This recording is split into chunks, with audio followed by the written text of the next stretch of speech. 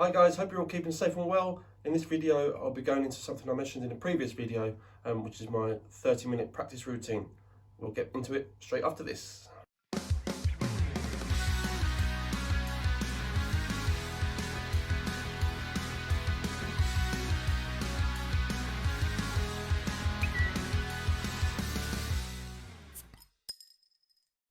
Okay, so we're all busy people most of the time. When there's not a pandemic going on, we're even busier. So we don't have a lot of time, I don't especially. So I came up with a 30-minute warm-up routine to get me going before a match. So let me make clear, this routine is purely just a warm-up routine. It's to get your arm warmed up and moving. Some aspects of it is a bit boring, especially the first bit, so you have to bear with it. Just give it a go. Other aspects of it is a lot more interesting, working on the doubles, trebles, etc. like that. So we'll get into it in a minute, but give it a chance. When you see the first bit, don't go, oh no, not these. Just give it a go and see how you get on. I will personally guarantee if you follow this routine as I set it out and you do it as I show you, it's going to improve your game a fair bit on all aspects of it. So give it a go and see how you get on. This routine is set into 3 parts. There's 3 lots of 10 minutes. Okay, so you have 10 minutes for each section, and then there's going to be a 4th section at the end if you make it that far, just to go through. So let's get into it.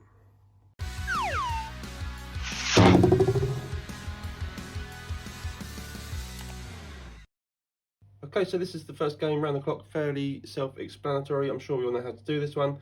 So we're going to go from 1 to 2 to 3 to 4, all the way around until you hit 20. Hit a treble, you move 3 places. So if you hit treble 1, you go 1, 2, 3, and then you move straight to number 4. If you hit the double 1, you hit 1, that's 1, 2, and you go to 3. A single is a single. Okay, so it'd be single 1 into single 2, single 3, so on and so on. And that works the same for every single section. So, you know, if you get single 1, single 2, move to single 3, hit single 3, hit treble 3, that'd be 3, 4, and 5. So then you move in on to 6, and you can try and hit one of these sections. Just do that, go all the way around till you get to number 20, and that is your first warm up. By the time you've done that, you should be all nice and warmed up. Here's the catch though.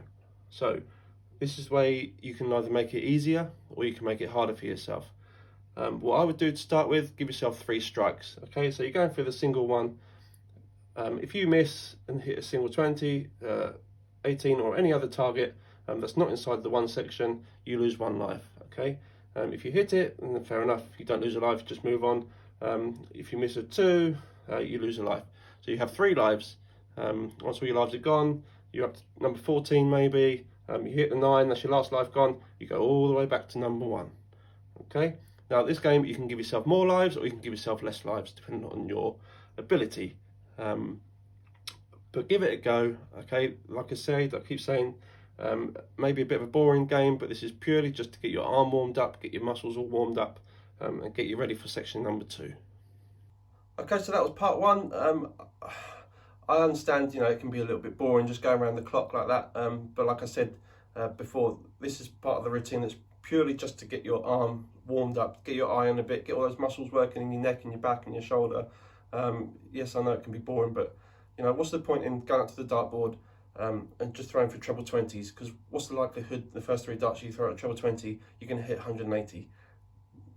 It's not very likely. I've probably done it once, twice. I've done it twice, maybe 3 times since I've been playing darts.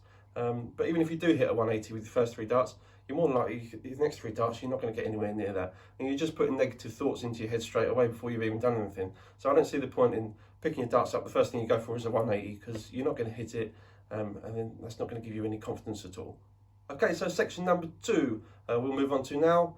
This is a bit more interesting, slightly more complicated. I hope I explain it okay. What I'll do is I'll explain it on the board, and then I'll go through it. I'll throw some darts at the board and explain along the way. If you're like me, then you'll find it easy to understand things by watching something or somebody doing it rather than explaining it. And I might not explain it very well, but if you're watching me do it, then you'll get it. It's a good little practice routine, this one. I like it. It's going to help you on your trebles and your doubles.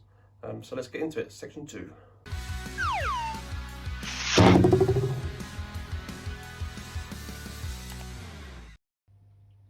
Okay, section number 2. This is a game I call double Shanghai.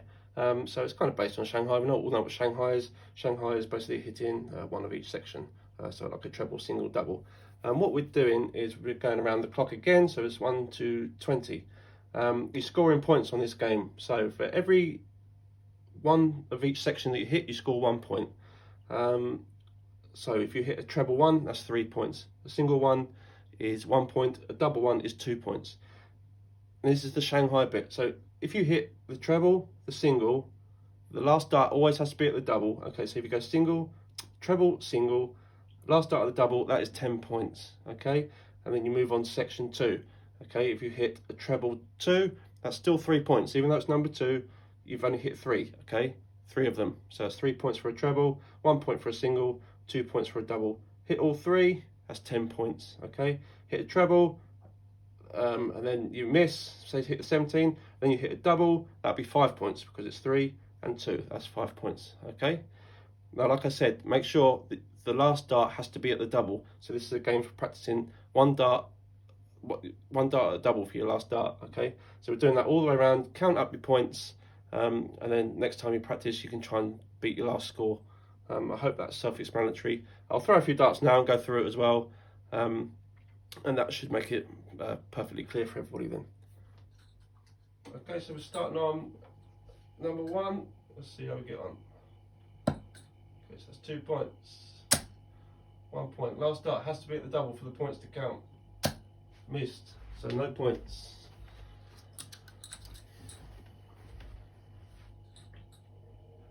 Section 2. All rubbish. Last dart at the double, okay, for the points to count.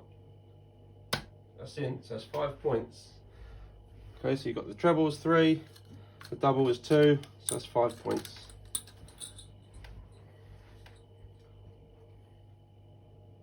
This is for section 3.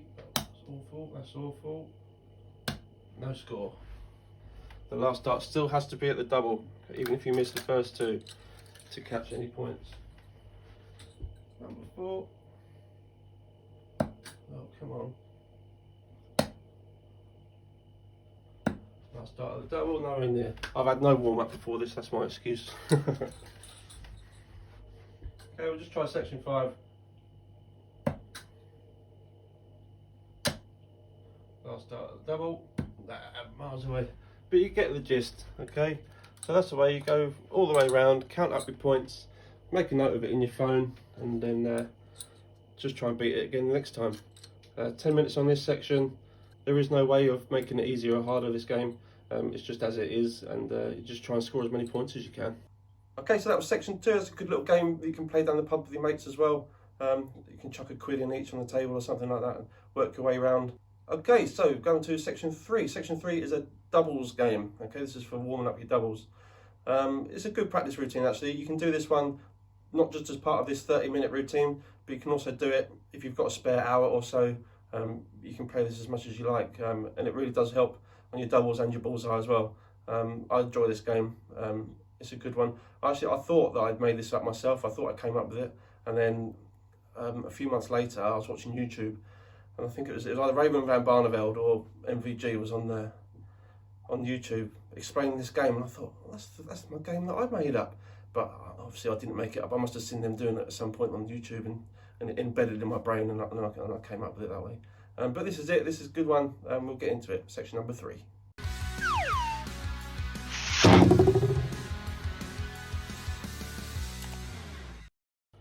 Okay, game number 3. Okay, so what we do, I might find this hard to explain. I'm not good at explaining things, but I'll show you after I've explained it. Hopefully you'll get the gist of it. So basically what you do is you have 3 darts every throw to try and hit a double. It's basically what the game is. So we have 3 darts at double 20. If you miss 2, hit with the last one, and that's fine, that's good, you've hit it. And then you move on to double 18, so we're going backwards, but we're only doing the even numbers, okay? Not the odd numbers, just the evens. Okay, so if we score double 20 with the last dart, then we move on to treble 18, and then we have 3 darts to try and hit treble 18. So with those 3 darts with that go, if you hit double 18 the first dart, then you're moving on to double 16.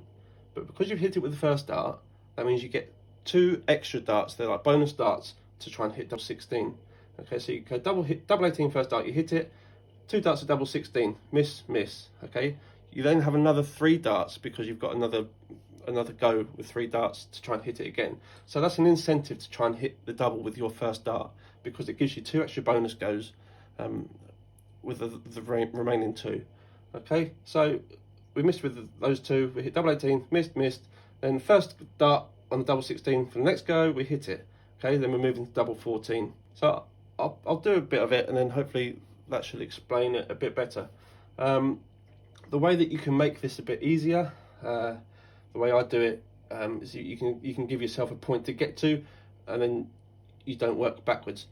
You could give yourself a checkpoint to, I don't know, number 14. So once you've hit 14, you don't go back past 14.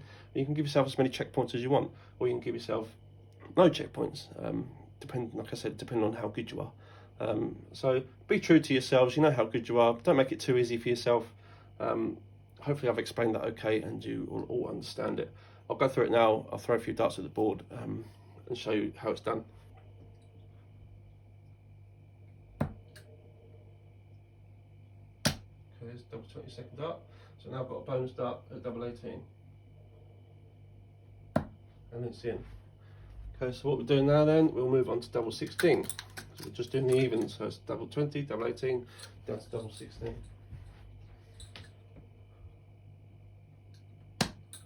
Okay, so I've split it again. Okay, so I'm trying to get 32. So I now need to go on to 24. Okay, so it's double 12. Missed. Okay, so I've missed going for double 16 with 3 darts. I'll move back to double 18.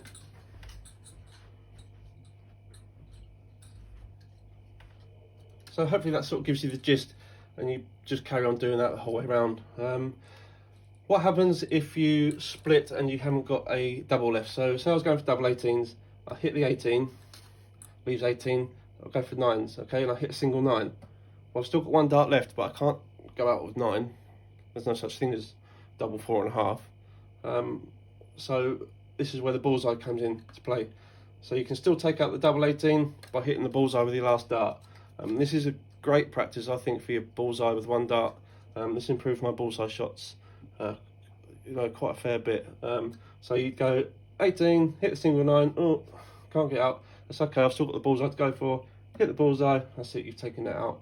Okay, and then you just move on to double 16. Carry on doing the same thing all the way around. I hope that's explained it properly. If not, put some comments in if you don't understand, and I'll try and explain it a bit better to you.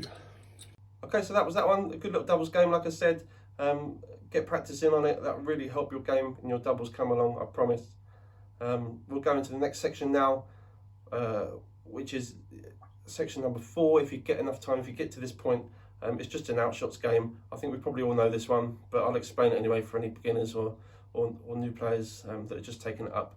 And I'll go through it with you now on the dartboard.